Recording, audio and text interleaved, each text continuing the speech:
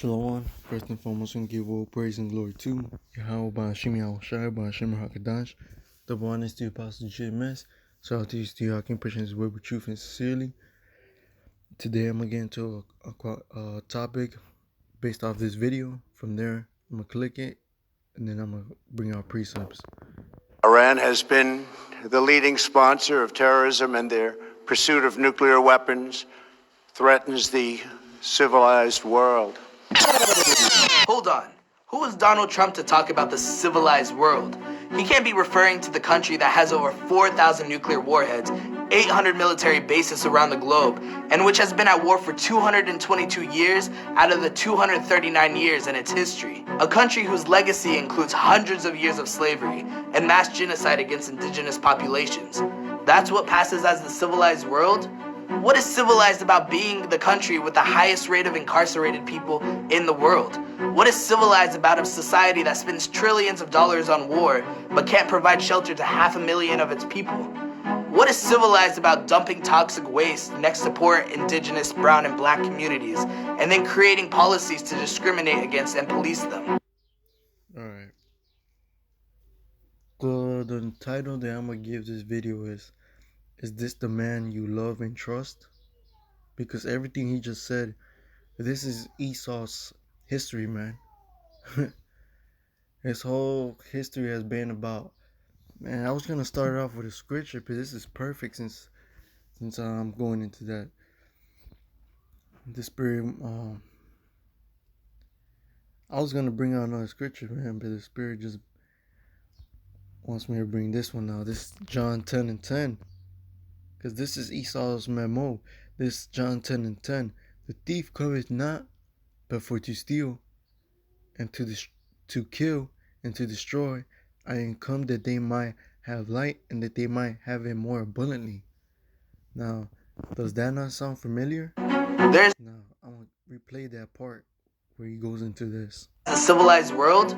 What is civilized about being the country with the highest rate of incarcerated people in the world, which has been at war for 200 genocide military bases around the globe, and which has been at war for 222 years out of the 239 years in its history? A country whose legacy includes hundreds of years of slavery and mass genocide against indigenous populations. That's what passes as the civilized world? What is civilized about being the country with the highest rate of incarcerated people in the world? What is civilized about a society that spends trillions of dollars on war but can't provide shelter to 500,000 of its people? What is civilized about dumping toxic waste next to poor indigenous, brown, and black communities and then creating policies to discriminate against and police them? You see that? That's Esau, man. He had our people into slavery for years, man. It wasn't only just the so-called Negroes, because if you go into the Apocrypha for the second, I think it's around Second Esdras, the Northern Kingdom was brought into slavery first, man. Now they don't show you that much. When I was in school, they didn't really show us much about, our Northern Kingdom brothers being in slavery too, being hanged, being brought from a land. They only showed about so-called Negroes, man, as they would say. But our people has been brought into slavery. We're still in captivity to this day. By who? By the man that our people love and trust so much.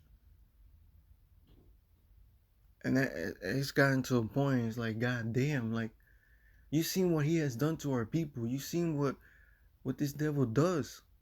And you still want to love him and trust him and think that he could change? You're out your goddamn mind, man. The Lord created this devil. And that's the way he created him to be. He is our number one enemy. You people keep trusting on him and see how he's gonna do you, man. How he did to Gad. How he did when he came over here to America, as they say, man, that they discovered. Our people were already here. But what they came with? They came with their Like the scripture says, the words are smoother than butter, but war is in his heart. That's how they came, man. They came all acting like they're peaceful. In reality, they have a knife in their back ready to stab you when they get the opportunity and steal everything you got and declare that they discovered this land and that it's theirs. But fuck the people that were here. They weren't here. This is madness, bro. This is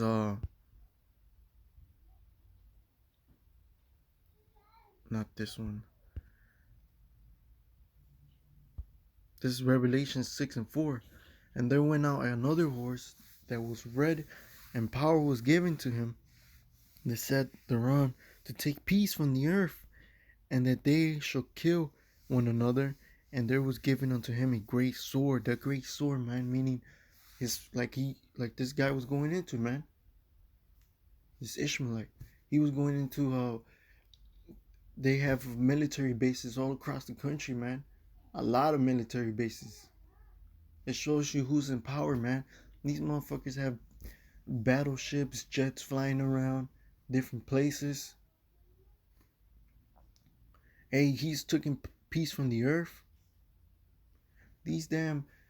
I made a video a long time ago, like years ago, that Esau is the virus, man. He is the virus, and he needs to be destroyed. And it is gonna happen, man. But I'm gonna get Job.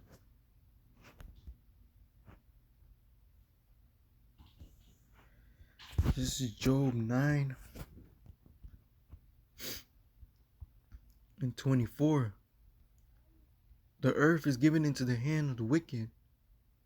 He covereth the faces of the judges thereof. If not, where and who is he? So who is the wicked, man? Esau. He's given the power right now, because the Lord gave him that power. He rose him up. The basis of all man. Shows you that the power, shows you how strong Yahweh Bashim Yahushai, man. How he is and what he could do. The Lord, there's nothing impossible with Yahweh Bashim Yahushai. He rose this devil up, and guess what? He's gonna bring him down, like the scripture says. And there's nothing you could do about it, Esau. You had your time and your madness, and you're thinking of a kingdom. It's all gonna come to an end.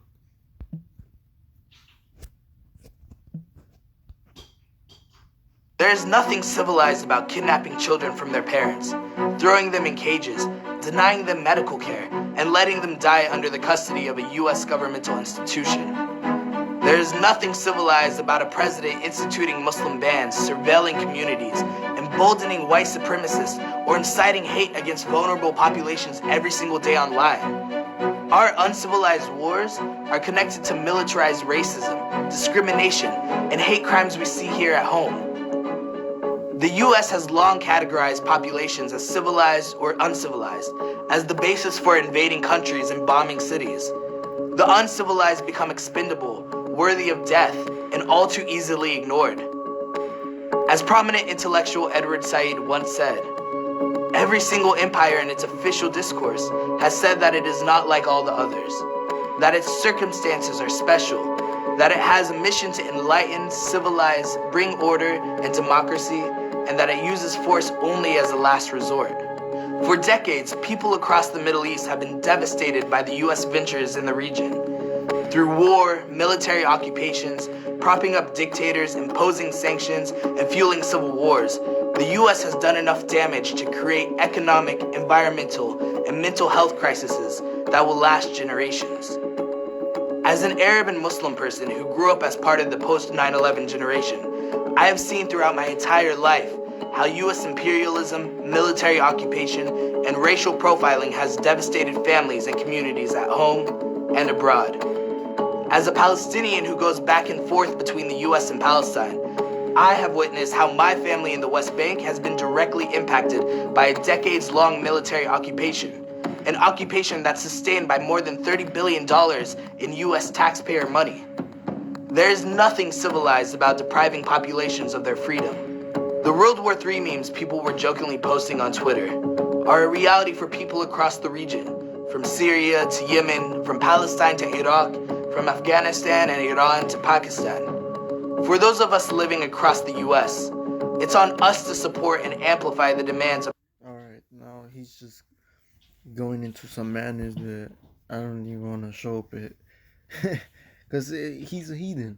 And it shows you how Esau has messed up the other nations too, man.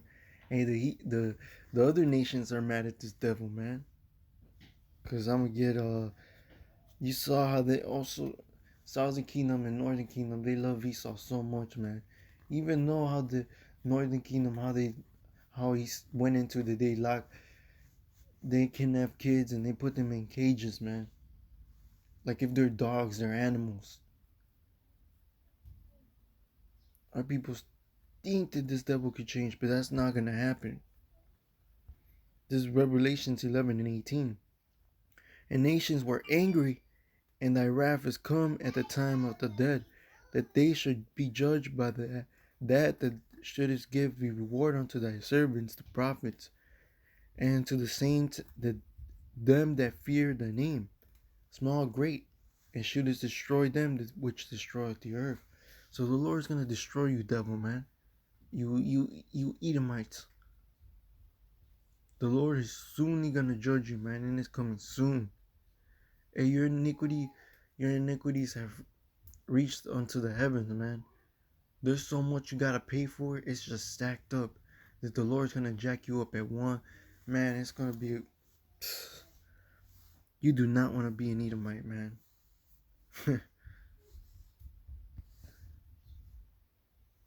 This is Ecclesiasticus 12 and 10. Never trust thy enemy, for like as iron rusteth, so is his wickedness. So scripture said never trust thy enemy, man. And that's what our people keep doing. And then from it shows you through our forefathers, man. Even our ancestors. Our ancestors, they were back then during them slavery times and all that shit that Esau was doing. And they're still doing shit right now, but it shows you that you people still trusting in Esau. Like, come on, man. There's nothing good gonna come from it. But if that's what you want to do, hey, we're giving you the warning not to do it, and that he is our enemy, and to not trust in him, and ultimately trust in Yahweh Shemi Shai, come back to him, keep the commandments to the best of your ability, keep worshiping him, because he is soon to come, and this devil will be judged as the scripture says. So, hopefully this video was edifying. I'm going to give all praise and glory to Yahweh Shemi Shai, Ba'ashim HaKadash. Double honors to the apostles GMS. Salutations to y'all can present this word with truth and sincerely. Till next time, shalom.